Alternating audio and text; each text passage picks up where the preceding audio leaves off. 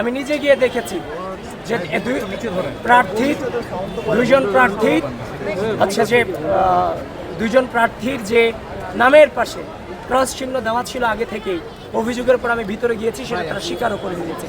অমর একুশে হলো সেম ঘটনা ঘটেছে এবং এই কেন্দ্রেই এক সহকারী প্রক্টর তিনি শিবিরের প্যানেলিস্ট দিচ্ছেন, কিন্তু ছাত্রদলের প্যানেলিস্টকে যিনি বিতরণ করছে আমাদের সে পাঠ্যক্রম সম্পাদক সূচনাকে তিনি হুমকি দিয়েছেন তার ছাত্রত্ব নষ্ট করে দেওয়ার।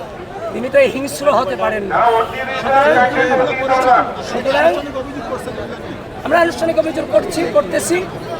মনে রাখবেন, যারা কারচুপি করেছে ইতিমধ্যে অভিযোগ এসেছে। ঢাকা বিশ্ববিদ্যালয়ের মাটিতে বাংলাদেশের স্বাধীনতাকে যারা বিশ্বাস করে না, ঢাকা বিশ্ববিদ্যালয়ের শিক্ষার্থীদের মানবাধিকারকে যারা বিশ্বাস করে না, বাক স্বাধীনতাকে যারা বিশ্বাস করে না, এই ঢাকা বিশ্ববিদ্যালয়ের মাটি থেকে কারচুপির নির্বাচনের মধ্য দিয়ে তাদের উত্থানকে ঢাকা বিশ্ববিদ্যালয়ের শিক্ষার্থীরা কোনোভাবেই মেনে নেবে না।